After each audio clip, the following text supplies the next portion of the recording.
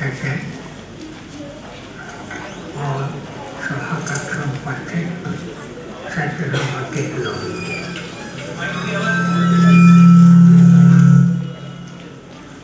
अपने कर्मधन स्नेहभाजन अविनाश गुप्त के हथेली आग्रह से 2 वर्ष के बाद मैं घर से निकल पाया। अविनाश जी ने कहा कि आशीर्वाद देने आपको आना है, बूढ़ों से यह अपेक्षा देती है। अभी आशीर्वाद की अपेक्षा बूढ़ों से रहती है, लेकिन मुझे जो आशीर्वाद इस मन से ने दिया उसने मुझे बेहद समृद्ध कर दिया और अब कुछ भी जैसे बोलने को नहीं रह गया। लेकिन ये आयोजन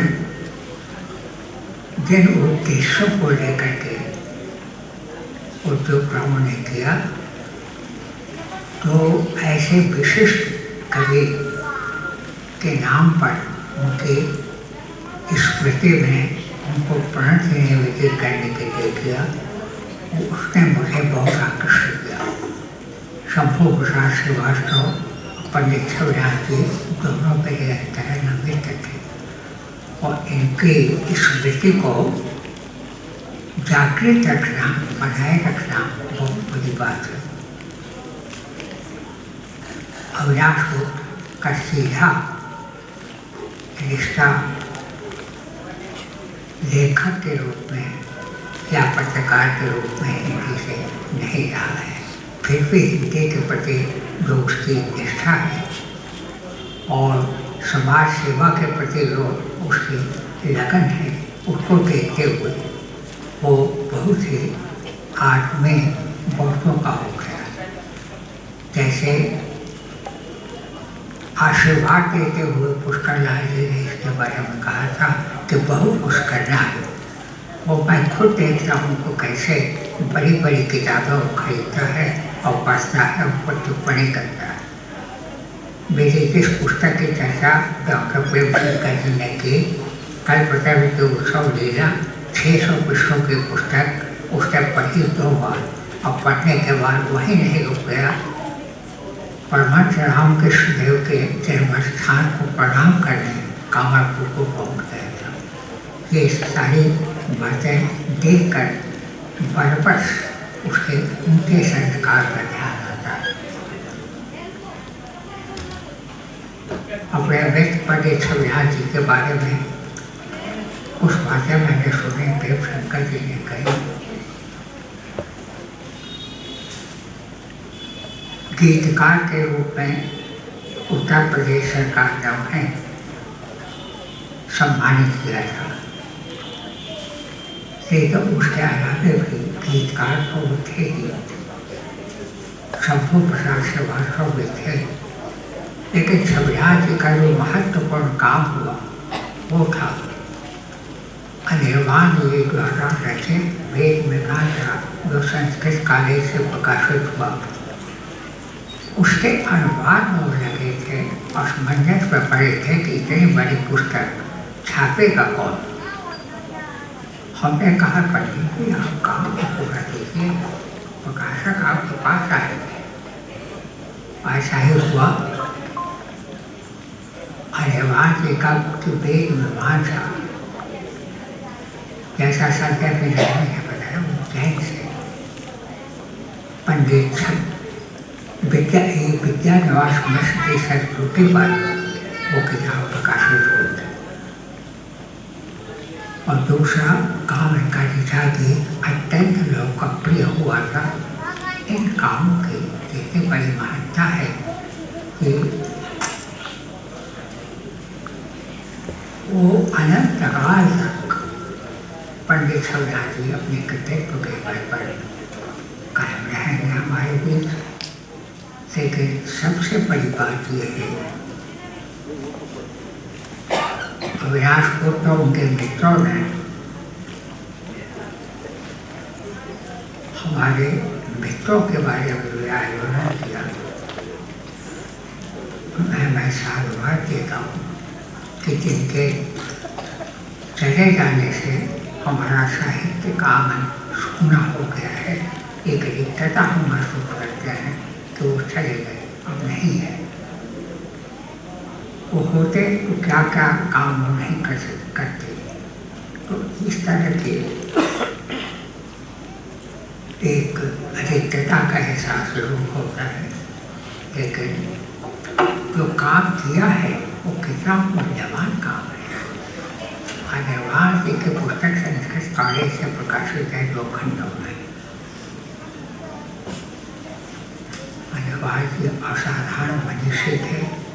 लाइफ डिवाइन की व्याख्या और विवेचना देखकर प्रणेता उसके श्री अरविंद महर्षि श्री अरविंद ने आश्वस्त चित्त से ये बात कही थी कि भारतवर्ष का भविष्य उज्ज्वल है। जिस देश में अध्यात्म के सूक्ष्म धर्म को पकड़ने और समझने और समझाने की क्षमता है, वो देश कभी कमजोर नहीं हो सकता और वो पूरी दुनिया को आलोकित करने की क्षमता भारतवर्ष में है।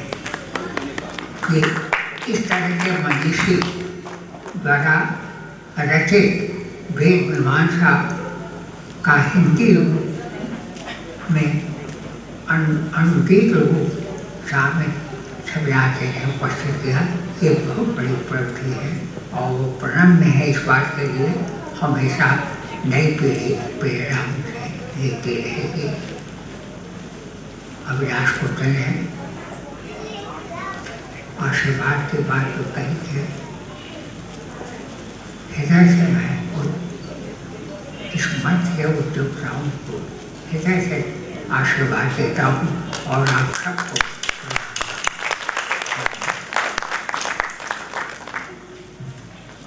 सुलभ नहीं होते सदा ऐसे अनुभवी साहित्य मनीषी। सुलभ नहीं होते सदा ऐसे अनुभवी साहित्य मनीषी। आयोजन सार्थक हुआ आज का लक्ष्य। ऐसा प्रतीत होता है। एक बार पुनः करतल ध्वनि से आप अपनी श्रद्धा और सम्मान दें। ऐसा लग रहा है कि गुरुवर को सुनते रहें और बहुत ही सौभाग्यशाली क्षण।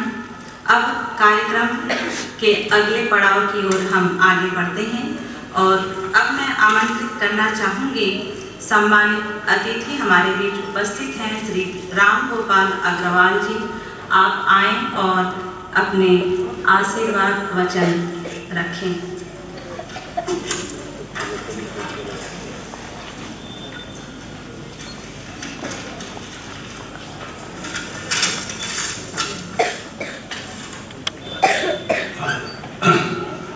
आदरणीय पद्मश्री डॉक्टर कृष्ण बिहारी जी, बाल साहित्य कवि श्री शिव कुमार जी पांडे,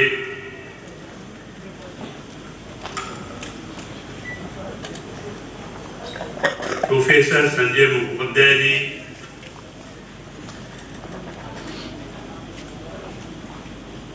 नवल किशोर पुष्पांका जी एवं उपस्थित सभी अतिथि एवं सदस्यगण, सर्वप्रथम तो मैं संकल्प सृष्टि संस्था का शुक्रगुजार हूँ। उन्होंने मुझे इस शुभ अवसर पर आमंत्रित कर मुझे गौरवान्वित किया।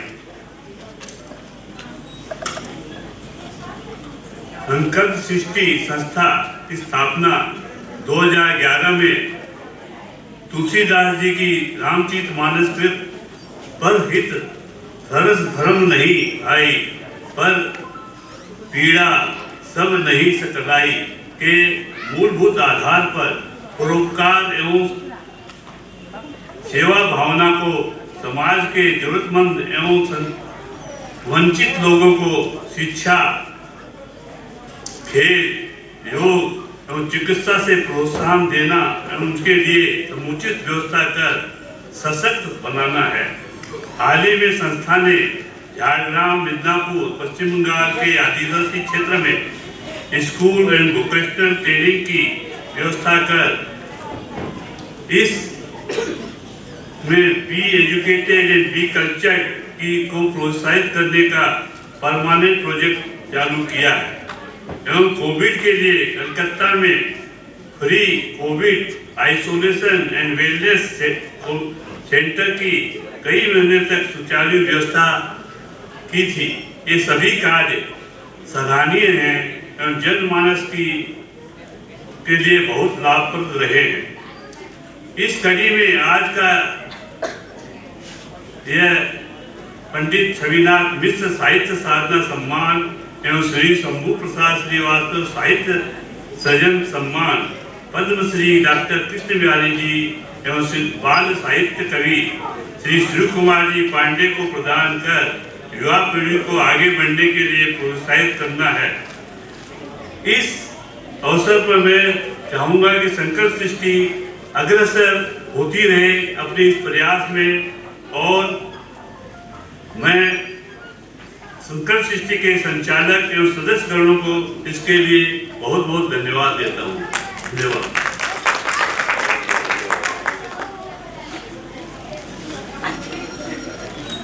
धन्यवाद सर। अब अगला जो सम्मान है शंभू प्रसाद श्रीवास्तव साहित्य सृजन सम्मान आज के मूर्धन्य बाल कवि श्री सूर्य कुमार जी पांडे को दिया जाएगा। मैं आमंत्रित करना चाहूंगी डॉक्टर वसुमती डागा जी को। आदरणीय आप आए और बाल कवि शंभू प्रसाद श्रीवास्तव जी का संक्षिप्त परिचय दें। नमस्कार। मंच पर विराजित परम श्रद्धेय साहित्य मनीषी पद्मश्री हम सब के अभिभावक डॉक्टर कृष्ण बिहारी मिश्र जी के चरणों में नमन करती हूँ, और परम आदरणीय बाल साहित्य के मूर्धन्य साहित्यकार जो लखनऊ से पधारे हैं श्री सूर्य कुमार पांडे जी प्रणाम करती हूँ, और मंचस्थ सभी सम्मान्य जनों को डॉक्टर प्रेम शंकर त्रिपाठी, डॉक्टर मजूमदार, मुखोपाध्याय जी, अग्रवाल जी और परशुरामका जी और प्रेक्षागृह में उपस्थित सभी सुधीजनों को मेरा नमस्कार। भाई अविनाश को हृदय से बधाई और शुभकामनाएं इतने सुंदर आयोजन के लिए और इतने सुंदर संकल्प के लिए, और ईश्वर इस संकल्प को सदा सार्थक करता रहे, सफल बनाए। आदरणीय शंभू प्रसाद जी पर कुछ भी कहने के पहले, हालांकि मेरी सामर्थ्य के बाहर है, लेकिन उनके प्रति अपना श्रद्धा निवेदन करना चाहती हूँ उन्हीं के शब्दों में। हम हिंसा या नफरत की राहों पर नहीं चलेंगे, हम हिंसा या नफरत की राहों पर नहीं चलेंगे। युग बदलेंगे श्रम से, दिल सद्भावों से बदलेंगे। दीपक बनकर नहीं, मशालें बनकर सदा जलेंगे। हम अंधियारी रातों में सूरज बनकर चमकेंगे। फौलादी संकल्प हमारा प्राणों से भी प्यारा है, ये भारत देश हमारा है। ये जो फौलादी संकल्प शंभू प्रसाद जी का था, उनके पूरे रचना संसार में आद्योपांत ये संकल्प प्रतिफलित होता हुआ दिखाई देता है।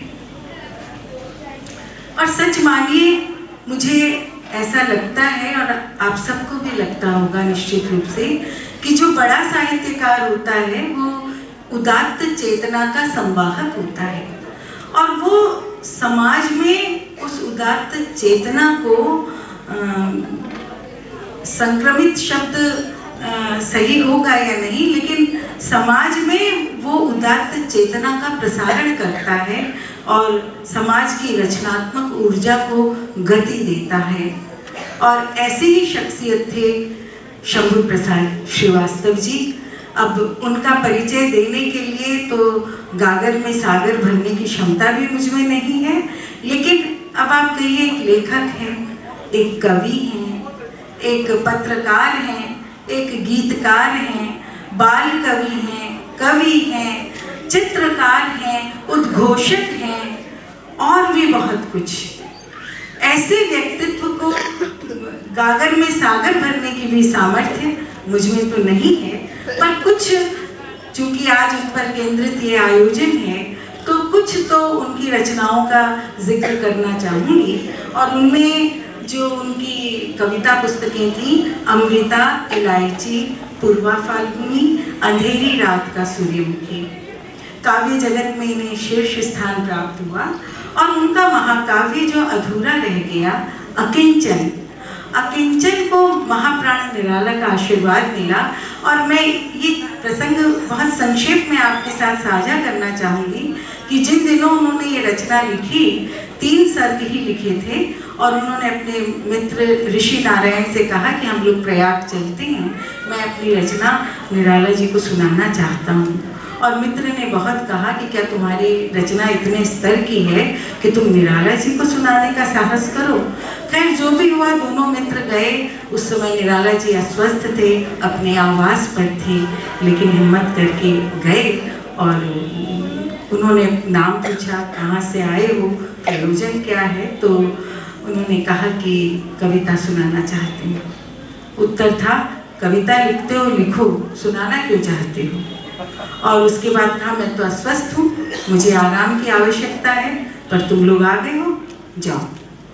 अब वो नीचा मुख करके शंभू प्रसाद जी ने खुद लिखा है, और वो दरवाजे तक पहुँचे, फिर आवाज़ आई, आ जाओ, लेकिन 8-10 पंक्तियों से ज़्यादा नहीं सुनूंगा, बैठ जाओ, सुनाओ।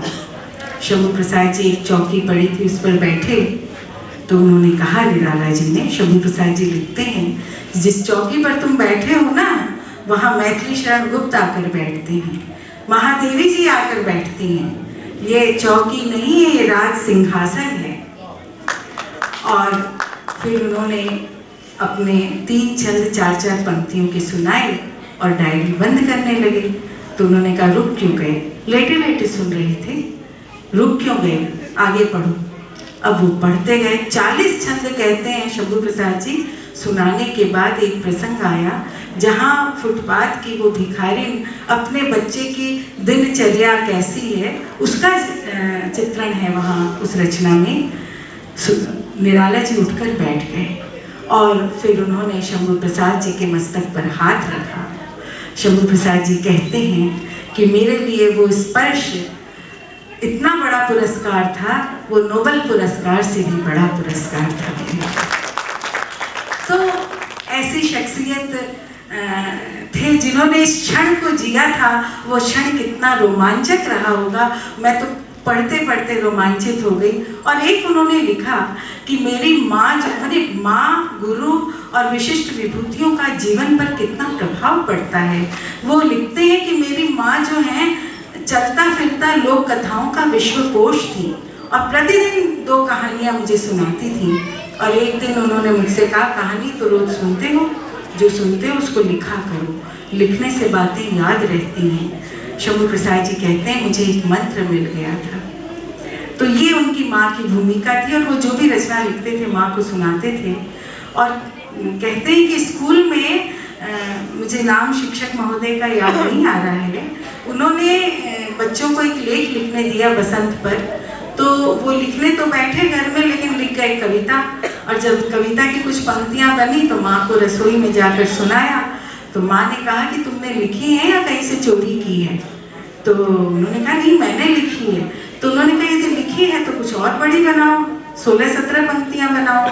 तो फिर वो बैठ गए, 1.5 घंटे में उन्होंने कविता पूरी कर दी। और वही कविता की जो कॉपी थी वही वहाँ पर क्लास में जमा कर दी। लेख लिखना था, कविता चली गई। दूसरे दिन शिक्षक महोदय आए और उन्होंने सबका नाम बुलाना शुरू किया, सबको अंक दिए, लेकिन शंभू प्रसाद जी की कॉपी का कोई जिक्र नहीं था। लेकिन अब उनको लगा कि सज़ा मिलेगी और पिताजी के पास शिकायत जाएगी, लेकिन उन शिक्षक महोदय ने अंत में उनकी कॉपी निकाली और कहा तुमने बहुत अच्छा गीत लिखा है, और स्वयं शिक्षक महोदय ने क्लास में उस गीत को गा के सुनाया। तो ऐसे शिक्षक थे और ऐसे गीतकार थे हमारे। और 9वीं क्लास में उनकी स्कूल में उनकी जो अंग्रेजी की पुस्तिका थी, उनके चाचा अंग्रेजी के प्रोफेसर थे और वे उनको अंग्रेजी व्याकरण पढ़ाते थे। तो उन्होंने लिखा है कि 9वीं क्लास में उनकी पुस्तिका पर नंबर नहीं मिले, इसलिए नंबर नहीं मिले कि वो जो उत्तर पुस्तिका थी उसमें 100% नंबर दिए जाने चाहिए, जो कि लिटरेचर में दिया नहीं जाता है। इसलिए प्रधानाध्यापक ने कहा कि ये पुस्तिका यहाँ पर रहेगी और अपना कलम उनको पुरस्कार के रूप में भेंट किया। तो मुझे लगता है कि जैसा भी जीवन संघर्ष का रहा हो, लेकिन इन क्षणों को उन्होंने जिया था और इन क्षणों से वो समृद्ध हुए थे। और अब जहाँ तक उनकी रचनाएं हैं, जैसे कन्यादान नाटक बार बार मंचित हुआ, बहुत चर्चित हुआ। उनके दृश्य श्रव्य रूपक आकाशवाणी के विविध केंद्रों से प्रसारित हुए, दूरदर्शन से प्रसारित हुए, और ये मेरा सौभाग्य रहा कि 2 या 3 श्रव्य रूपकों में मैं उनके साथ में थी। और एक बासंती राष्ट्रीय गीतिका थी, परिवार मिलन का कार्यक्रम था सन 85 में, और वो दिन था जब गणतंत्र दिवस और सरस्वती पूजा दोनों एक साथ हुए थे, जहाँ शंभू प्रसाद जी ने लिखा है कि पहली बार पुजारी बनकर आया है ऋतुराज। उस पूरी स्क्रिप्ट में उन्होंने बहुत सुंदर स्क्रिप्ट किया। स्क्रिप्ट तो उनकी सभी बहुत सुंदर थी, एक से बढ़कर एक थी, पर उसका एक छंद आपको सुनाना चाहती हूँ। वो छंद था, बूंद बूंद से देश की रक्षा में जिनका विश्वास, उन वीरों को नमन कर रहा भारत का इतिहास। देश की खातिर हंसते हंसते देते जो कुर्बानी, मिट्टी सदैव तक गाती है उनकी अमर कहानी। तो प्रखर मेधा शक्ति से संपन्न थे, अनेक ग्रंथों का संपादन किया था। अब मैं उनका जिक्र यहाँ नहीं कर रही हूँ, यद्यपि मैं लेकर नोट आई थी, लेकिन ये कहना चाहूँगी कि एक सप्तक और जो उन्होंने निकाला था उसका विमोचन महादेवी वर्मा जी ने किया था। और यात्रा वृत्तांत जो संपादन किया था, नन्हा पर्यटक अपोलो के देश में, बहुत चर्चित हुआ। और विश्व बालक अंक का संपादन किया था, जो माने भारत की सभी भाषाओं के लिए वो अंक जो है एक गौरव का विषय था। शंभू प्रसाद जी ने लगभग 450 स्मारिकाओं का संपादन किया, साधारण नहीं, सब में उन्होंने शोध कार्य किया। और एक पत्र स्मारिका का उल्लेख करना चाहूँगी, वो है माहेश्वरी संस्थान, माहेश्वरी पुस्तकालय संगीतालय की 50 वर्ष का जो आयोजन था, वो स्मारिका निकली थी और उसको चित्रांकन के साथ उन्होंने निकाला था। और वो उसमें जो उन्होंने सामग्री दी थी वो भी बहुत सुंदर थी। तो जो सितार वादक हमारे पंडित रविशंकर जी हैं, उन्होंने उसकी बहुत तारीफ की, और केवल तारीफ ही नहीं की, वे कई पत्रिकाएं विदेश लेकर गए और अपने विदेशी छात्र छात्राओं को उन्होंने वो स्मारिका भेंट की। तो 450 स्मारिकाओं का संपादन करना ये दुर्लभ बात है, कहीं ऐसा कहीं दिखाई नहीं देगा, और वो भी शोध कार्य करते हुए। और जो महत्वपूर्ण जिस विषय पर आज का ये उत्सव केंद्रित है, वो है बाल साहित्य का। बाल साहित्य की विधा पर उन्होंने अद्भुत कार्य किया है। उन्होंने बाल गीत लिखे, शिशु गीत लिखे, पद्य कथाएं लिखी, बाल नाटक लिखे, बाल उपन्यास लिखे। और बहुत मुश्किल है बाल साहित्य लिखना, और वो भी जब आप मैच्योर हो जाएं उसके बाद बाल साहित्य लिखना अद्भुत। वो बाल मन में, यहाँ पर माननीय सूर्य कुमार जी भी उपस्थित हैं, आप भी मूर्धन्य लेखक हैं बाल साहित्य के। तो बाल साहित्य लिखने के लिए निश्चित रूप से आप जानते हैं कि कि बालक बनना होता है, बालक जैसा दिल लाना पड़ता है। और शंभू प्रसाद जी का जो साहित्य हम देखते हैं तो ऐसा लगता है जैसे मानो वो खेल खिलौने जो वर्षों पहले छूट गए थे, उन खेल खिलौनों के बीच आलती पालती मारकर मानो वो बैठ जाते हैं और तब रचना बनती है। एक रचना रखना चाहूंगी, मेरा झूला। मेरा झूला उड़न खटोला मुझको लेकर उड़ता है, मेरा झूला उड़न खटोला मुझको लेकर उड़ता है, ऊपर आता नीचे आता दाएं बाएं मुड़ता है, खूब मजा आता है मुझको, दीदी पेंग बढ़ाती है, कसकर रस्सी पकड़े रहना रह रहकर चिल्लाती है, मेरा झूला चेतक घोड़ा बात हवा से करता है, पहले जो भी इस पर चढ़ता थोड़ा थोड़ा डरता है, मैंने डरना छोड़ दिया है, अब झूले पर गाता हूँ, अपने दोनों पैर मजे से मैं आगे फैलाता हूँ। क्या बात है, कैसा मासूम मन रहा होगा उनका।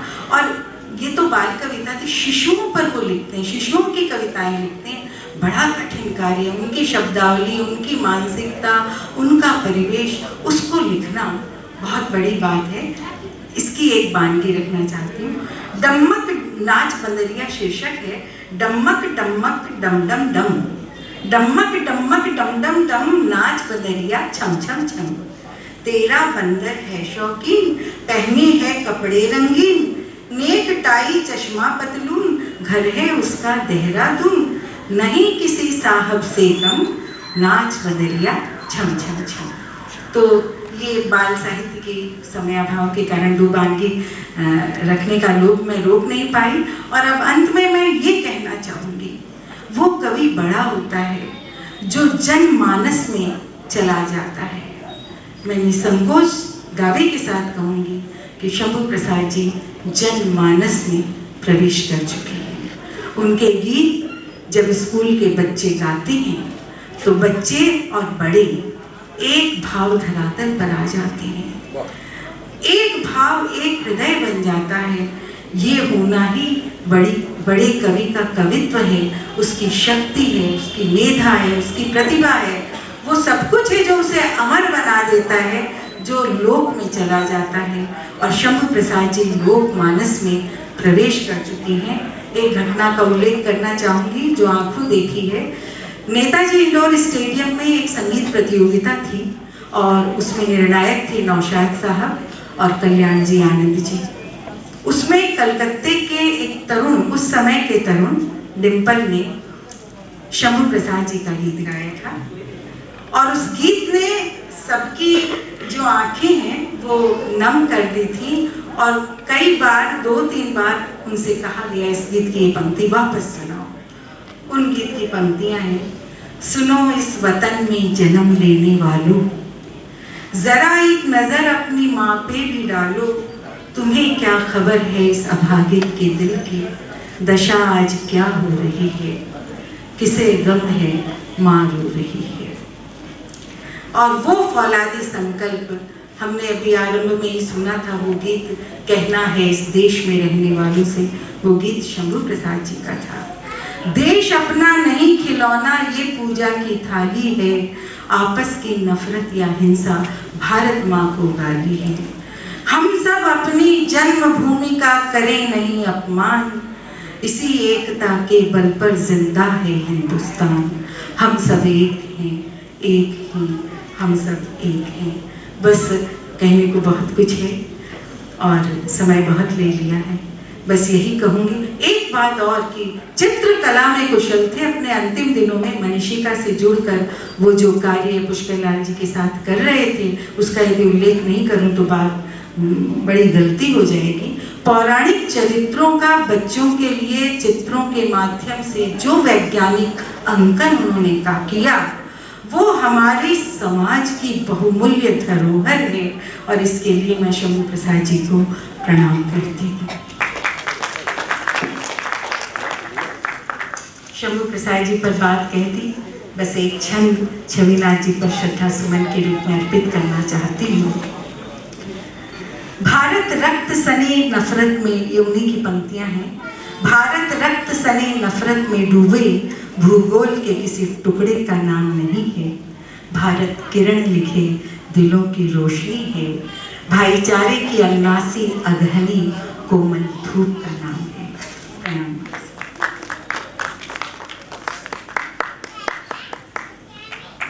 धन्यवाद मैडम, आपने बहुत ही सुंदर शब्दों में अपनी बात रखी। अब मैं बिना देर किए मैं मंच पर आमंत्रित करती हूँ आदरणीय विपिन राय जी को। आप आए और श्री सूर्य कुमार पांडे जी का परिचय दें।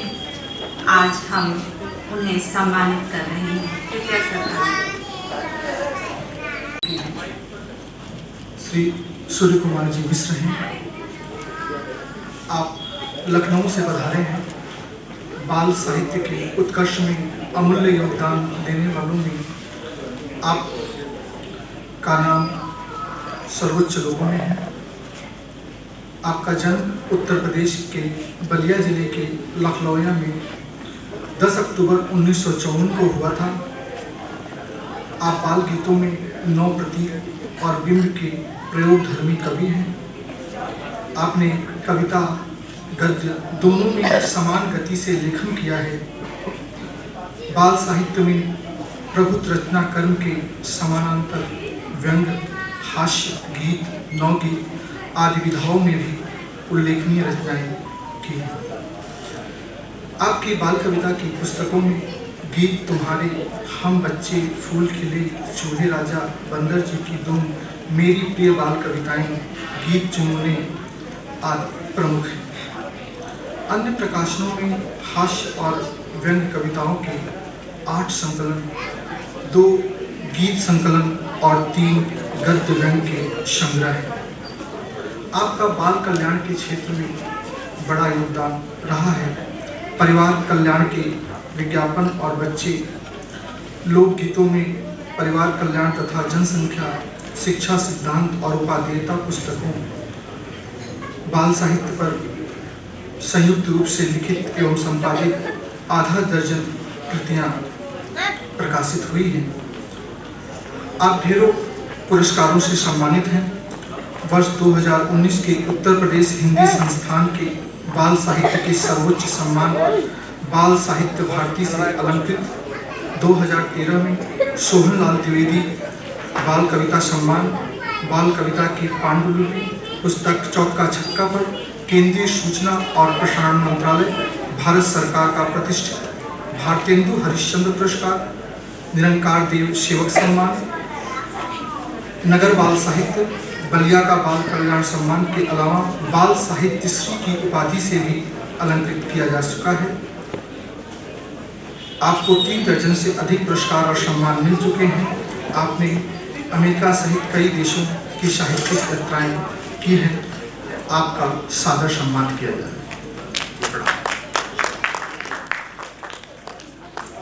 धन्यवाद भैया। युवाओं के कंधों पर युग की कहानी चलती है, इतिहास उधर मुड़ जाता है जिधर इनकी रवानी चलती है। जी हाँ दोस्तों, मैं बात कर रही हूँ आदरणीय श्री सूर्य कुमार पांडे जी की। अब उन्हें सम्मानित किया जाएगा। एक बार करतल ध्वनि से आप स्वागत करें आदरणीय श्री सूर्य कुमार पांडे जी। तिलक के लिए मैं आमंत्रित करूंगी दीपा सिंह। आपको शंभू प्रसाद श्रीवास्तव साहित्य सृजन सम्मान प्रदान कर रही है संकल्प सृष्टि संस्था। संकल्प सृष्टि साहित्य सम्मान 2021 आपको तिलक लगाकर सम्मानित करेंगी दीपा सिंह जी।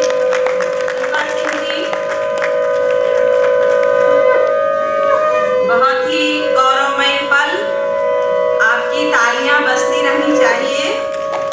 उस थाल के लिए मैं सस्वर आवाज दूंगी। जवाहरलाल आसावर जी सॉल दे रहे हैं राधे श्याम सोनी जी। स्मृति चिन्ह देकर सम्मानित करेंगे आदरणीय गुरुवर प्रेम शंकर त्रिपाठी जी।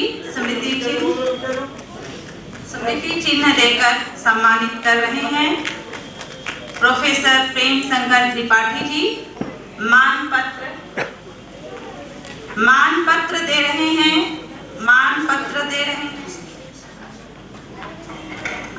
पद्मश्री कृष्ण बिहारी मिश्र जी के हाथों मान पत्र स्वीकार करेंगे आदरणीय श्री सूर्य कुमार पांडे जी। बहुत ही अद्भुत और गौरवमयी सौभाग्यशाली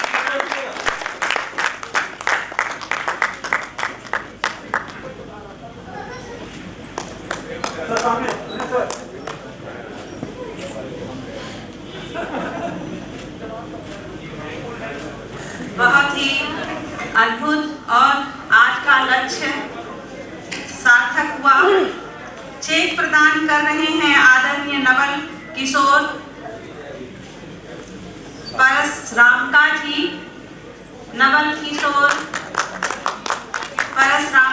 चेक देकर सम्मानित कर रहे हैं। बहुत बहुत आभार। 25,000 रुपए का चेक देकर सम्मानित नवल किशोर परसरामका जी। श्री सूर्य कुमार पांडे जी अपने 2 शब्द रखें।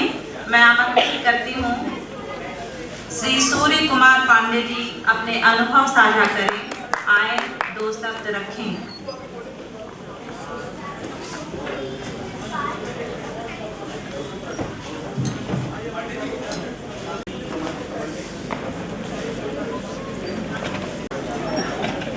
मैं संकल्प सृष्टि द्वारा आज यह जो सम्मान समारोह आयोजित किया गया है, इस अवसर पर मंच पर अभी हमारे बीच यहाँ थे पंडित कृष्ण बिहारी मिश्र जी। स्वास्थ्य कारणों से, जैसा कि उन्होंने बताया भी, कि वर्षों बाद घर से बाहर निकले थे और उतनी देर के लिए समय अनुमति दे रहा था, वो हमारे बीच यहाँ से उपस्थित थे मंच पर। हालांकि मैं चाहता था कि वो मुझे भी सुने, क्योंकि अब संख्या भी काफ़ी कम रह गई है। और अच्छा, पीछे बच्चे बैठे हुए हैं। अच्छा, ये तो मैं देख ही नहीं पा रहा था। वो क्या है ना कि इस देश में जो मंच होता है वो बड़ा जगमगाता रहता है और जनता ऐसे ही अंधेरे में रहती है। तो अंधेरे में दिखाई नहीं देता है। मैं मंच पर उपस्थित हमारे आपके सम्मुख आदरणीय आज के मुख्य अतिथि श्री राम गोपाल अग्रवाल जी और आप सबके और हम सबके अत्यंत सम्माननीय विद्वान मनीषी डॉक्टर प्रेम शंकर त्रिपाठी जी, श्री संजय मुखोपाध्याय जी, श्री नवल किशोर जी अध्यक्ष हैं संस्था के, अभी वो भी दिखलाई दिए थे, और राधे श्याम सोनी जी, अविनाश गुप्ता जी, किस किस का नाम लूँ मैं।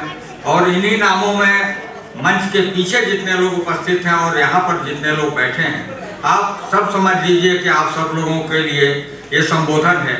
क्योंकि अगर मैं भी ये मानता हूँ कि कम शब्दों में अपनी बात कहनी चाहिए, बहुत विस्तार से कहने की आवश्यकता नहीं होती।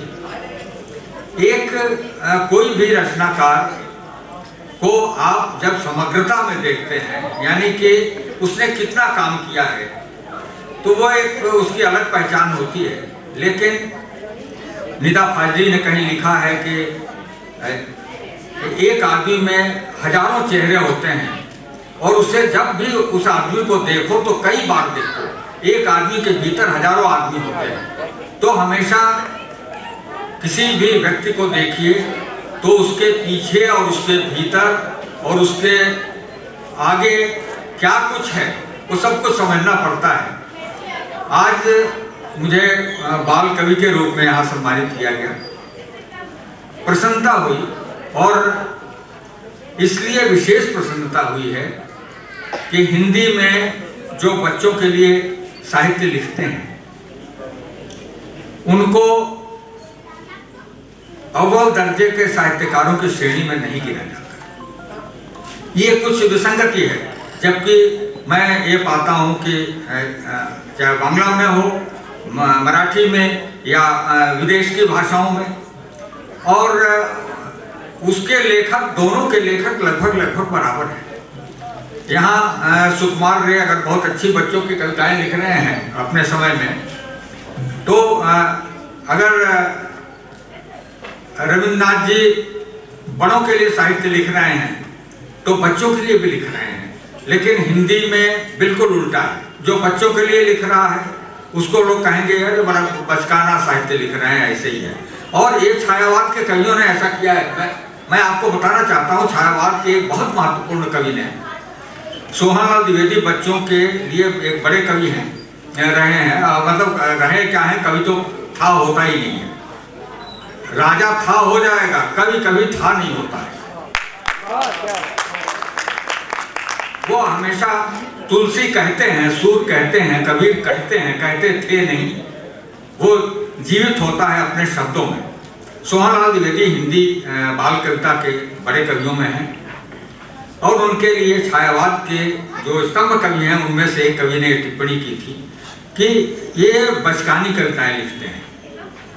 द्विवेदी जी के मन में बहुत उसको लेके थोड़ा कष्ट था, पीड़ा थी।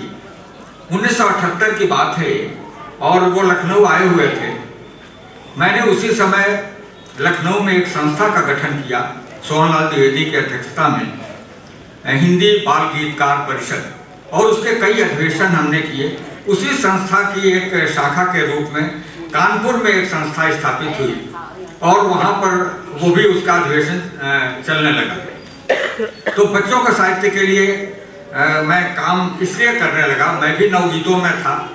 और आज जिन दो नामों से मैं आपको एक बात बताना चाहूँगी, ये जो दो नाम हैं, इन दो नामों से किस तरह जुड़ा हुआ हूँ। पंडित छविनाथ मिश्र जी, जिनके नाम पे पुरस्कार दिया गया, उनसे कुल एक मेरी मुलाकात हुई, पहली और अंतिम भेंट थी। शांति निकेतन में आकाशवाणी का सर्वभाषा कवि सम्मेलन था, उसमें मैं भी आया हुआ था और छविनाथ जी भी आए हुए थे, और हम लोग एक साथ वहाँ पे रुके हुए थे कमरे में, होटल में। तो वहाँ छविनाथ जी को जानते, वो मुझे भी थे, मैं भी उन्हें जानता था। उनके एक बार कुल दर्शन हुए, और एक बार ही शंभू प्रसाद श्रीवास्तव जी से मेरी मुलाकात कानपुर के एक बाल कल्याण की संस्था के कार्यक्रम में भेंट हुई। कुल डॉक्टर साहब 2 बार हमारी आप दोनों से भेंट हुई, और आज एक ऐसा अवसर जबकि मैं यहाँ पर आया हूँ तो उन दोनों की स्मृति को प्रणाम करता हूँ।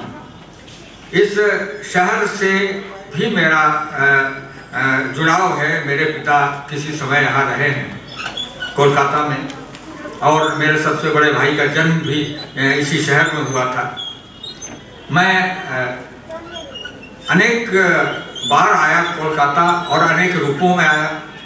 संगीत कला मंदिर के होली के कल सम्मेलनों में हास्य कवि के रूप में मेरा आना बराबर हुआ 80 और 90 के दशक में, या यहाँ के और इंडियन आयल और बहुत सारे आयोजनों में। लेकिन मेरी जो मंच कवि की पहचान है, या मीडिया पर जो टीवी के लिए शोज करते हैं, वाह वाह क्या बात है, या उसमें जो मुझे पहचान मिली सर्वाधिक एपिसोड्स करने का।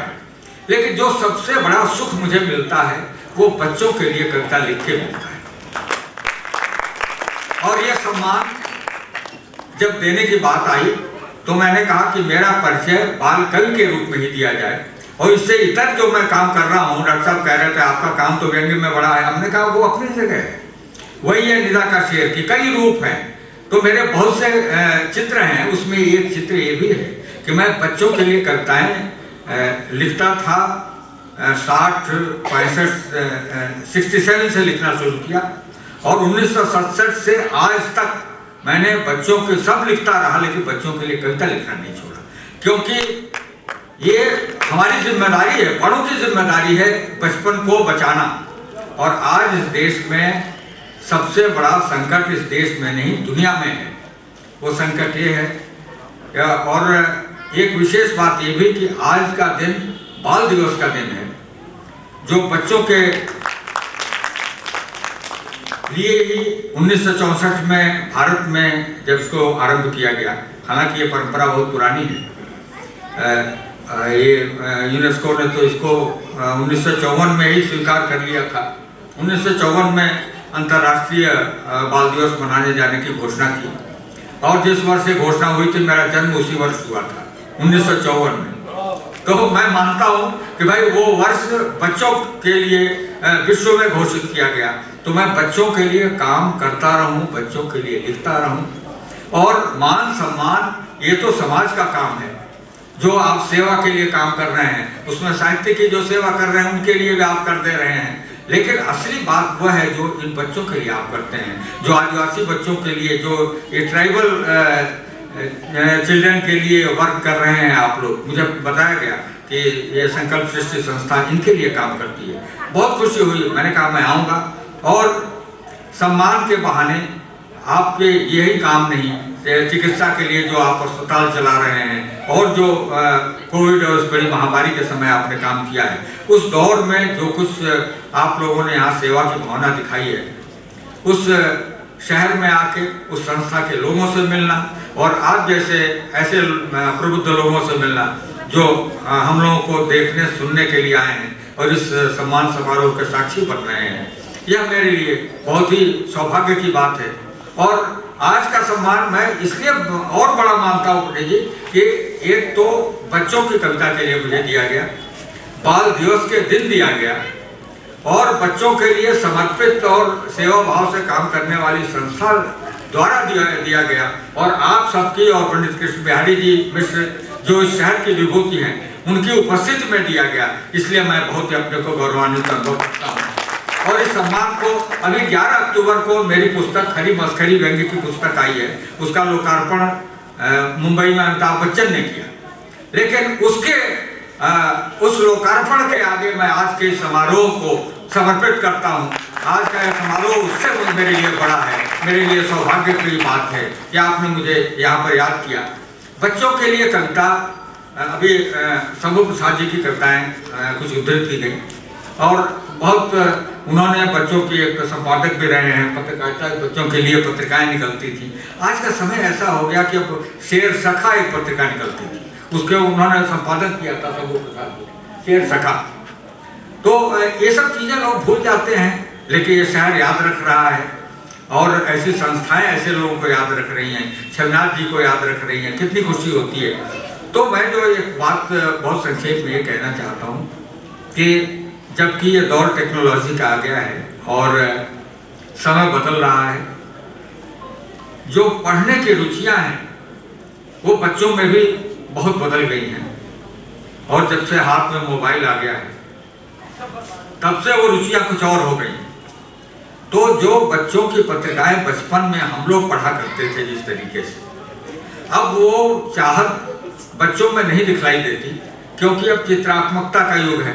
कॉमिक्स हमारे समय में हुआ करती थी, तब वो जमाना था कि जब इंद्रजाल के और उस तरह के कॉमिक्स सब निकला करते थे, और फैंटम वाले और सब, और चंदा मामा बच्चों की बड़ी लोकप्रिय पत्रिका होती थी, पराग थी, और बहुत पत्रिकाएं हैं, काल्पनिक नाम लो, वो साहित्यिक भाषण हो जाएगा।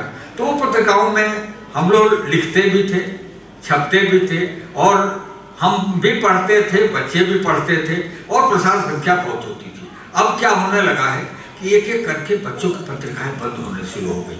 क्यों बंद होने शुरू हो गई? क्योंकि एक तो जो प्रकाशक हैं उनके उद्देश्य बदल गए, उनकी सोच बदली है, क्योंकि उनकी सोच में सेवा नहीं है, वहाँ व्यवसाय है, और जहाँ व्यवसाय आ गया उसे लगा कि ये घाटे में जा रही है। तो मुझे एक अभी हिंदी की पत्रिका बंद हुई, हिंदुस्तान टाइम्स के नंदन, उससे एक व्यक्ति मुक्त हुए, मुझे बता रहे थे कि उनसे एक ऐसा विज्ञापन छापने को कहा गया संपादक से, जो कि बच्चों के लायक तो नहीं था, जो बड़ों के उस तरह के विज्ञापन होते हैं, शैम्पू के और अन्य प्रकार के इस उसके सौंदर्य के, कि ये बच्चों की पत्रिका में इसे छापो, क्योंकि विज्ञापन के लिए पैसा अधिक मिल रहा है। तो उन्होंने मना कर दिया। मालिकों ने कहा कि नहीं साहब, पत्रिका तो बंद, अब पत्रिका ये छपेगी नहीं, क्योंकि हम घाटे में कोई काम नहीं करेंगे। तो जो आदमी ये सोच के काम कर रहा है कि घाटे में कोई काम नहीं करेंगे, ऐसे में ऐसी संस्थाओं की देश में बहुत आवश्यकता है। संकल्प सृष्टि जैसी संस्थाओं की आवश्यकता है जो आगे आए और यह सोचकर कि हम अगर जितना भी कमा रहे हैं और कहीं से कमा रहे हैं उससे मानव कल्याण के लिए, लोगों के लिए कितना अधिक उसमें से हम अंशदान कर सकते हैं।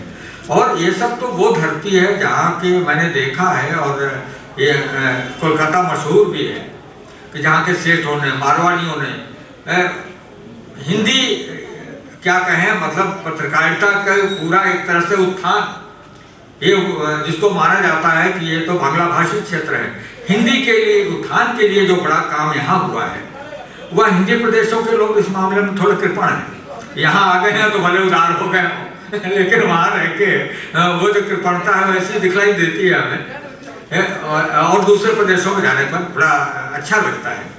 तो ये बच्चों के लिए कविताएं लिखना मेरा पैशन है। लाख में हास्य व्यंग्य लिखूं, कवि सम्मेलनों में जाऊं, मंचों पे जाऊं, देश दुनिया घूम लिए। अभी अविनाश कह रहे थे कि अरे आप तो वहाँ हमारे रिश्तेदार के यहाँ रुके थे अमेरिका में। हमने कहा भैया वो सारे देशों में जाते हैं हम लोग, कहाँ रुकते हैं, कहाँ, वो हमारा अलग क्षेत्र है, अलग काम है। आप ढूंढेंगे यूट्यूब पे तो वायरल पंक्तियाँ मेरी मिलेंगी, जिसपे 500-500 हज़ार टिकटॉक बने हुए मिलेंगे, और मेरी आवाज़ होगी उसमें जो आज अभी आप सुन रहे हैं। तो 2 पंक्तियाँ तो इतनी हुई कि लोगों ने डॉक्टर साहब उसको गुलजार के नाम से छाप दिया। ये भी होता है कि वो प्रसिद्ध कवि है, फिल्म का कवि है, तो उसके नाम से वो पंक्तियाँ प्रसिद्ध हैं, और आपको गूगल पे ढूंढेंगे आपको मिलेंगी वो पंक्तियाँ हैं कि कितना शरीफ हास्य की पंक्तियाँ हैं, कितना शरीफ, ये पुरुष मानसिकता पर मैंने लिखी थी 2 पंक्तियाँ, ये वायरल हो गई। कितना शरीफ शख्स है पत्नी पे फिदा है, कितना शरीफ शख्स है पत्नी पे फिदा है, और उस पे कमाल ये है कि अपनी पे फिदा है। तो ये 2 पंक्तियाँ वायरल हो गई।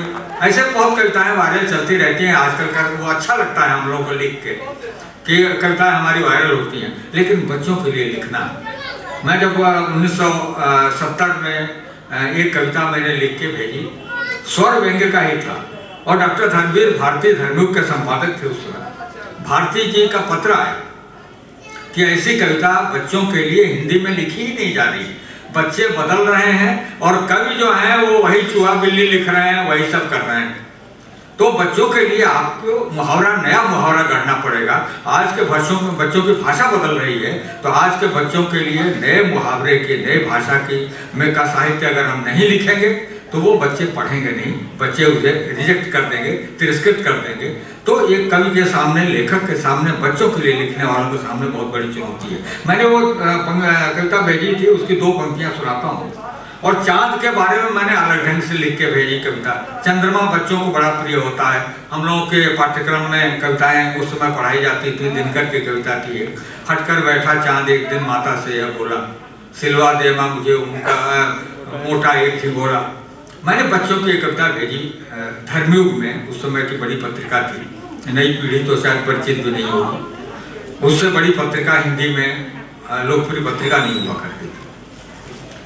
कि कभी बड़ा फिर छोटा लगता, एक बच्चा चांद को देख के क्या कल्पना करता है, कभी बड़ा फिर छोटा लगता, बार बार क्यों रूप बदलता, चांद हमारा क्या यह कोई लीडर है पापा।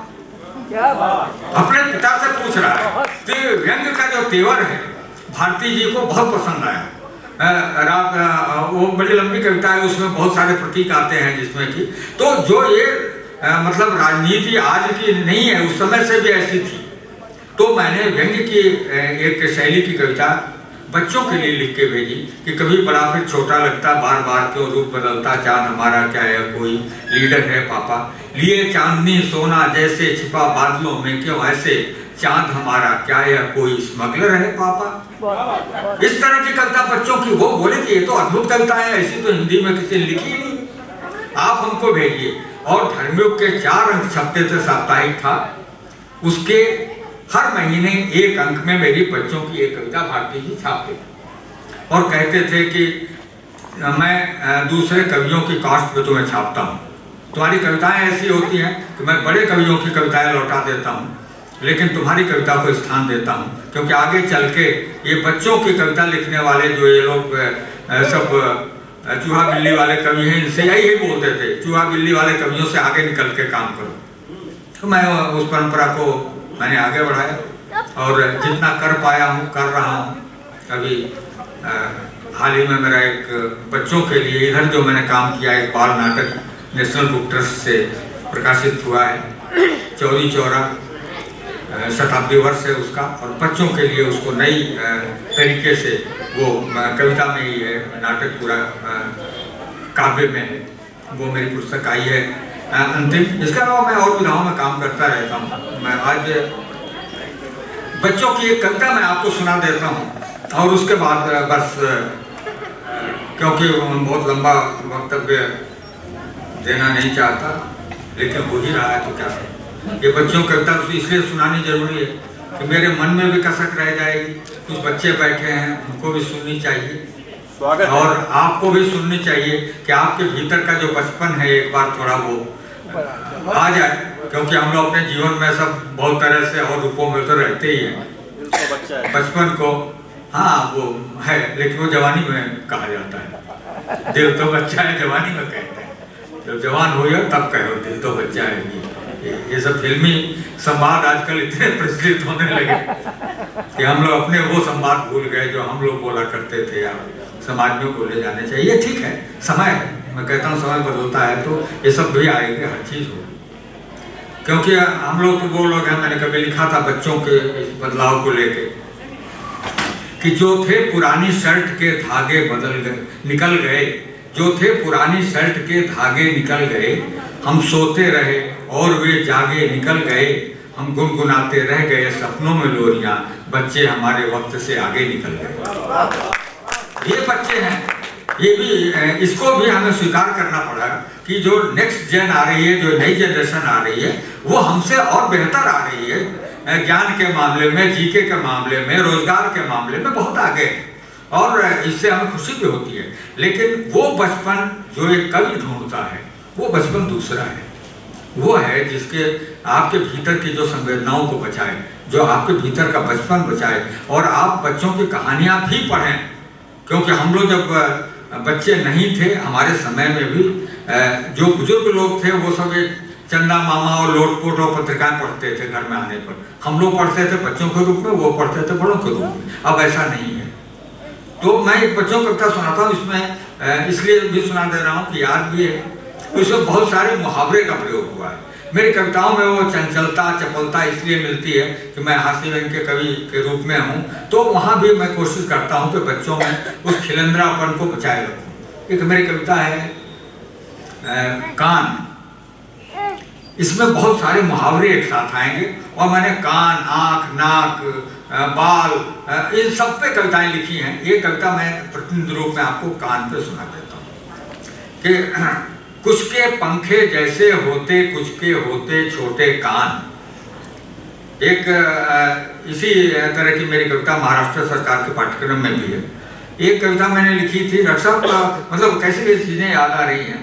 1979 में अंतर्राष्ट्रीय बाल वर्ष मनाया गया था, अंतर्राष्ट्रीय चिल्ड्रन ईयर, जैसे बाल दिवस मनाते हैं 79 में। तो मैंने एक कविता उसमें विकलांग बच्चों के लिए लिखी, दिव्यांग बच्चों के लिए, और लिख के मैं भी भूल गया, वो मेरी पुस्तक में थी। ये जब मोदी जी की सरकार आई तो उस समय जब इन्होंने नाम बदला, दिव्यांग किया, और उसके बाद दिव्यांग के कल्याण के लिए थोड़ा सरकार ध्यान देने लगी, तो पता नहीं वो कविता कहाँ से निकल के आ गई बाहर, और वो कई सरकारों के बच्चों के पाठ्यक्रम में वो सम्मिलित हो गई है। और उत्तर प्रदेश सरकार में भी तब मुझे पता लगा कि अरे ये तो कविता जो है मेरी उत्तर प्रदेश सरकार की कक्षा 5 में पढ़ाई जा रही है, ये महाराष्ट्र के कक्षा 4 में पढ़ाई जा रही है, ये गुजरात के कक्षा 7 में पढ़ाई जा रही है। तो एक ही कविता कैसे, कविता कभी खत्म होती नहीं, शब्द कभी मरता नहीं है, शब्द की जो अमरता है यही है। तो वो कविता मैं आपको सुनाता हूँ। ये तो प्रकारांतर से इसलिए याद आ जाती है, थोड़ी अपनी तारीफ खुद नहीं करूँगा तो आप तो कोई और तो बताएगा नहीं। बस तो इसलिए बताना पड़ता है कि हमने क्या काम किया। कोई हम सचिन तेंदुलकर थोड़े ही हैं कि उसका रिकॉर्ड कोई और रखे, न अमिताभ बच्चन है कि कितनी फिल्में की और कहाँ किया, उसके डायलॉग दूसरे बताएं। तब वो कहते हैं हाँ ऐसा हुआ, ऐसा मेरा डायलॉग था। तो हम लोगों को खुद बताना पड़ता है लेखकों को, देख भाई मैंने ये काम किया है। इसलिए कविता एक सुन लीजिए। कुछ के पंखे जैसे होते, हाथी के कान अलग होते हैं, गधे के कान अलग होते हैं, उसका प्रतीक इसमें देखिए। कुछ के पंखे जैसे होते, सुनिए डॉक्टर साहब, कुछ के होते छोटे कान, कान खड़े हो जाते जिनके, उनकी है अपनी पहचान। उनके कान व्यर्थ होते जो नहीं बात पर देते कान, और नहीं रेंगती जूं कानों पर, वे किस मतलब के इंसान। मास्टर जी जब भी गुस्साते, हमारे समय के मास्टर, अब वाले नहीं, मास्टर जी जब भी गुस्साते गरम किया करते हैं कान, और पड़े एक से एक यहाँ पर कतर लिया करते हैं कान। सर्दी और शोर से डरते, मच्छर से घबराते कान, और उनसे सभी दूर रहते जो बातों से खा जाते कान। इसे ज्यादा नहीं बोलूंगा। सुन पाए हम सारी बातें, इसकी अंतिम पंक्तियां सुन लीजिए। सुन पाए हम सारी बातें, मिले हमें दो प्यारे कान, और चश्मा टिक पाता कैसे यदि होते नहीं हमारे कान। तो बच्चों के लिए इस तरह की कविताएं समय की मांग है, और जो हमारे कवि लिख रहे हैं, बहुत कवि हैं, बहुत अच्छा काम कर रहे हैं। ये परंपरा आगे बढ़ेगी, ये श्रृंखला आगे बढ़ेगी। तो शंभू प्रसाद जी के नाम से ये पहला पुरस्कार मुझे मिला, मैं तो बहुत ही सौभाग्यशाली प्रथम पुरस्कार प्राप्त करता हो गया। इसके बाद और लोग भी परंपरा में आएंगे, उन्हें ये पुरस्कार मिलेगा, मैं उनको भी अग्रिम शुभकामनाएं देता हूँ। और छविनाथ जी जो मेरे बड़े ही आदरणीय रहे, क्योंकि बार बार ये दो नाम मुझे याद आ रहे हैं। इनसे एक ही बार में मिला, लेकिन इनके साहित्य से बारंबार मिला, उनको पढ़ा, उनको समझा, उनसे सीखा है। इसलिए आज का आना मेरे लिए बहुत सार्थक हुआ है। सार्थक इसलिए भी हुआ है कि मंच के इन विभूतियों का सानिध्य मिला है, इनसे वार्तालाप का अवसर मिला है। सौभाग्य इसलिए भी है कि आप जैसे लोग यहाँ इतनी देर तक बैठे हैं, सुन रहे हैं, और साक्षात उपस्थित हैं, अपना समय दे रहे हैं। मैं पुनः संकल्प सृष्टि का और आप सभी का बहुत कृतज्ञ हूँ, कोलकाता वासियों का कृतज्ञ हूँ कि मुझे इस योग्य समझा।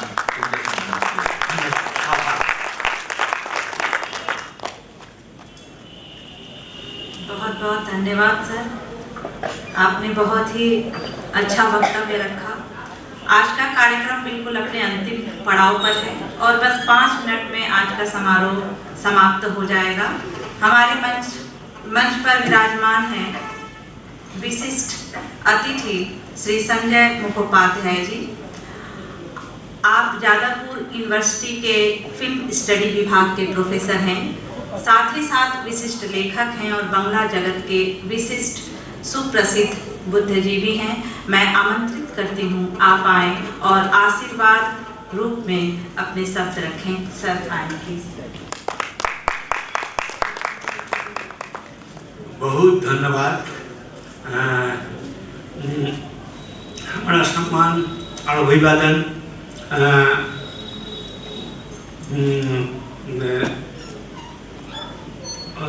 डॉक्टर कृष्ण बिहारी मिश्र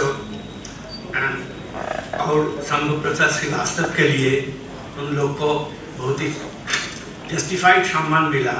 और ये संकल्प पृथ्वी साहित्य सम्मान 2021 में हमको बुलाया उन लोग, ये हमारे लिए बहुत बड़ा सम्मान है। हम ये অনুষ্ঠান देखा सुना, আমার হিন্দি বহুত কমজোরি है, তো এতে আমার খুব ভালো লেগেছে। এখন আমার একটা বক্তব্য যে আমার খুবই ভালো লেগেছে। এই আমি শুনলাম, আসলে আমরা তো এই যে আপনি বলছেন বাংলায় বলুন, এটাই আমাদের সমস্যা। আমরা হয় কি যে আমরা এতদিন স্বাধীনতার পরে আমরা ইংরেজি জানি, ফরাসি জানি, ইটালিয়ান জানি, কিন্তু আমরা হিন্দি জানি না, মারাঠি জানি না, তামিল জানি না। এতে হচ্ছে কি আমাদের মধ্যে যে অপরিচয় সেটা থেকে যাচ্ছে। এখন এই সাহিত্য কথাটা ধরুন এসেছে তো সংস্কৃত থেকে, আদি জননী। সাহিত্য থেকে কি করে এলো? হিন্দিতেও এলো, বাংলাতেও এলো। শহীদ যোগ তদ্ধিত প্রত্যয়, যদি আপনি ব্যাকরণ দেখেন, স্ন সাহিত্য, তো শহীদ মানে आपका साथ, सबका साथ। এই যে কমিউনিকেশন, এই কমিউনিকেশনটা সাহিত্যে হয়। কিন্তু আমরা কোনো একটা দুর্ভাগ্যজনক কারণে আনফর্চুনেটলি আমরা হিন্দি সাহিত্য জানি না।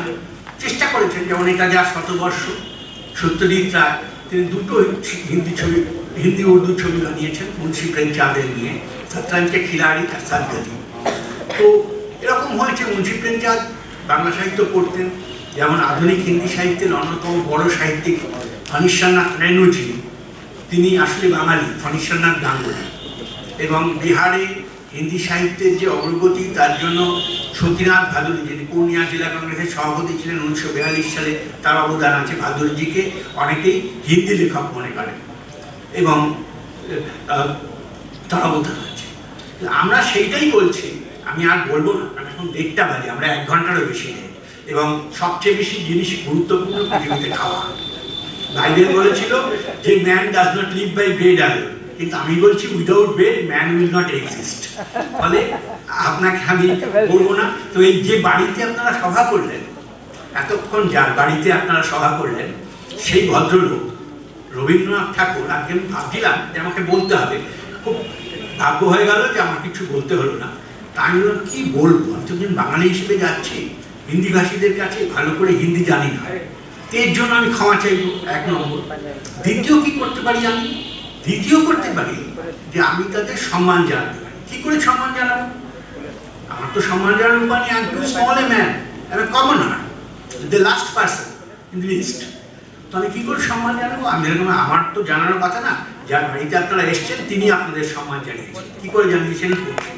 আজকে সকালে পথের সঞ্চয়, সেভিংস অফ দি রোড নামে রবীন্দ্রনাথের একটা লেখা আমি পড়ছিলাম, রবীন্দ্রনাথ ঠাকুরের। তিনি যখন এই বাড়িতে ছিলেন, এই পাশে বাড়িতে, এই বাড়িতে ধারে কাছে মারোয়াড়ি সম্প্রদায় তখন সবে ব্যবসা শুরু করেছে। তাদের অনেক বাঙালি একটু হেয় করে, ছোট করে দেখে। হ্যাঁ, এটা সবসময় হয়, মাইনরিটিকে মেজরিটি একটু ছোট করে দেখে। তাদের জন্য রবীন্দ্রনাথ ঠাকুর একটা লেখা লিখেছিলেন। সেই লেখাটা 3টে লাইন আমি পড়ছি, পড়লেই আপনি বুঝবেন আমি কি বলতে চাইছি। এবং আগে থেকে নমস্কার এবং ক্ষমা প্রার্থনা করে আমি শেষ করলাম যে আমি কিছু বলবো না। পরে যদি কোনোদিন সুযোগ আসে, এরা যদি মনে করেন, তাহলে আমাকে বলতে বলবেন, আমি বলবো, হিন্দি সাহিত্য নিয়ে বলবো। সেই লেখাটা হচ্ছে 3টে লাইন, পথের সঞ্চয়, রবীন্দ্রনাথ ঠাকুর। তার থেকে, হে বাঙালি, he was addressing his own countrymen, তিনি বাঙালিদেরই বলছেন। হে বাঙালি, সুদূর মারোয়াড় থেকে, সুদূর মারোয়াড় থেকে, ডিস্ট্যান্ট মারোয়াড়, নিরন্ন অবস্থায়, উইদাউট ফুড, কিছু মারোয়াড়ি আমাদের দেশে ব্যবসা করতে এসেছেন। They have come to our land for making some small business. They are without food. ওদের থেকে, ওদের যেন আমরা পিপাসার জল দিই। Let God make us, enable us to give them water. ক্ষুধার অন্ন দিই। Let us give them food during hunger. কঠোর নিদাগে ওদের মাথায় যেন ছায়া দিই। যখন খুব ধূপ হয়, রোদ্দুর হয়, তখন যেন এদের মাথায় ছায়া ধরে দিই, because we are the majority. আজকে আপনারা যারা হিন্দিভাষী, যারা কলকাতায় আছেন, আমরা বাঙালিরা যেন তাদের আদর করে প্রণাম জানাতে পারি। আমি যে আপনাদের আমন্ত্রণের উত্তরে বক্তৃতা দিতে পারলাম না, এর জন্য অজস্রবার ক্ষমা চাইছি। হিন্দি একটা মহান ভাষা, সন্ত তুলসী দাসের ভাষা, সেটা আমি জানি না, এটা গৌরবের কথা না, অত্যন্ত নিন্দার কথা। গেও আর নিরালার কবিতা আমি অনুবাদে পড়ি, মূল ভাষায় পড়তে পারি না, সেটা আমার লজ্জার কথা। মুন্সি প্রেমচাঁদকে আমি পড়ি, বাংলায় পড়ি, সেটা আমার লজ্জার কথা। কিন্তু আমি এই লজ্জা দূর করবো, কারণ এই যে লখনৌ শহরে কথা হচ্ছিল, এখানে তো অতুল প্রসাদ সেন বাংলায় গান লিখতেন। লখনৌ বাংলা কতদিনের সম্পর্ক, পাটনা বাংলা কতদিনের সম্পর্ক, কিন্তু দেখুন কোথাও একটা তফাৎ থেকে গেছে দেওয়াল, যার জন্য আমরা পরস্পরের সঙ্গে মিলতে পারি না। এই মেলাটা সার্থক হোক, আমাদের সংকল্প সৃষ্টি আমাদের এইরকম মিলতে সুযোগ করে দেবে। আপনাদের অজস্র ধন্যবাদ, কৃতজ্ঞতা, আপনাদের যে আমার কথা শুনে।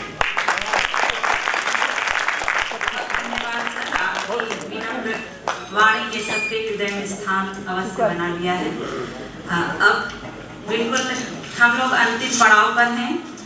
मंच से उतरने के पहले मैं अपनी बात एक पंक्ति में अवश्य कहूँगी कि इस मंच संचालन का दायित्व मुझे प्रोफेसर राजश्री शुक्ला मेरी मैडम ने मुझे दिया। मैं मंच से उन्हें हृदय से आभार व्यक्त करती हूँ और संकल्प सृष्टि ने भी मुझे इस मंच पर खड़े होने की अनुमति दी, इसके लिए मैं हृदय से आभारी हूँ। बहुत बहुत धन्यवाद आपका कि आपने हमें इस योग्य समझा। और अब मैं आमंत्रित करूँगी डॉक्टर अभिज्ञात जी, जो कि प्रसिद्ध लेखक एवं पत्रकार हैं, आप आएँ और इस समारोह के समारोह के समापन के पहले धन्यवाद ज्ञापन दें।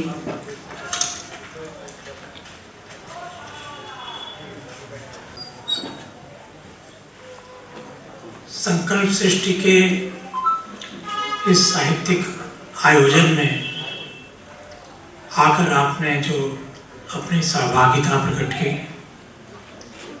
इसके लिए मैं बहुत आभारी हूँ संस्था की ओर से। संकल्प सृष्टि ने, जैसा कि आप जानते हैं, कई सामाजिक कार्य किए जिनमें बच्चों, विकलांग या दिव्यांग बच्चों के लिए उन्होंने जो स्कूल की स्थापना की और जो स्वास्थ्य सेवाएं वे कर रहे हैं, वे समाज के लिए अत्यंत सराहनीय और योगदान से जुड़ा हुआ कार्य है। लेकिन उन्होंने अपने कार्यक्रमों में अब साहित्य के योगदान को भी सराहने का जो सिलसिला आरंभ किया है, उसकी जो पहली कड़ी आपके सामने है, यह एक बहुत बड़ा काम मैं मानता हूँ कि जो लोग समाज को प्रेरित करते हैं बेहतर समाज बनाने के लिए, उन्हें भी उन्होंने अपने कार्यक्रमों से जोड़ा।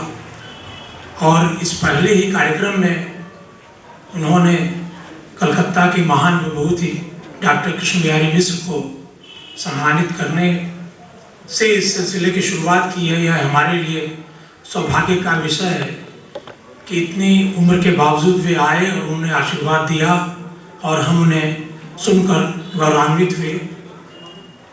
इस कार्यक्रम में दो महान सर्जकों के नाम की स्मृति में यह सम्मान दिया गया, छविनाथ मिश्र जी की और शंभू प्रसाद श्रीवास्तव जी की स्मृति में। इस तरह से न सिर्फ हमने दो जीवंत साहित्यिक मनीषियों को सुना, उनके अनुभवों को जाना, उनके सृजन के बारे जाना, बल्कि दो ऐसे लोगों को भी जाना जो अपना योगदान दे चुके थे और जो हमें लगातार प्रेरित करते रहेंगे। इस कार्यक्रम में पधारने के लिए डॉक्टर प्रेम शंकर त्रिपाठी जी का बहुत बहुत आभार, डॉक्टर वसुमती डागा जी का बहुत बहुत आभार। कार्यक्रम में संस्था के प्रधान संरक्षक राकेश हिम्मत सिंह जी का भी बहुत बहुत आभार, जिनके योगदान के बिना यह कार्यक्रम संभव नहीं होता। यह कार्यक्रम का संचालन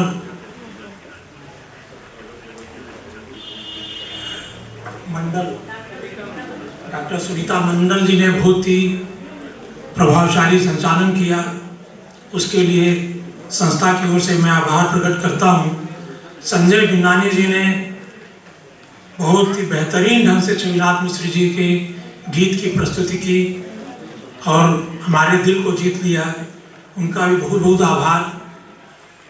कार्यक्रम में पुरस्कार लेने के लिए पधारे देश के महत्वपूर्ण रत्नाकार डॉक्टर सूर्य कुमार पांडे जी का बहुत बहुत आभार, जो उन्होंने इस कार्यक्रम में आकर अपनी गरिमा बढ़ाई। आप लोगों का बहुत बहुत आभार। और इस कार्यक्रम के लिए अविनाश गुप्ता जी का बहुत बहुत आभार, जिन्होंने इतने बेहतरीन मंच का आयोजन किया, बेहतरीन कार्यक्रम का आयोजन किया। धन्यवाद।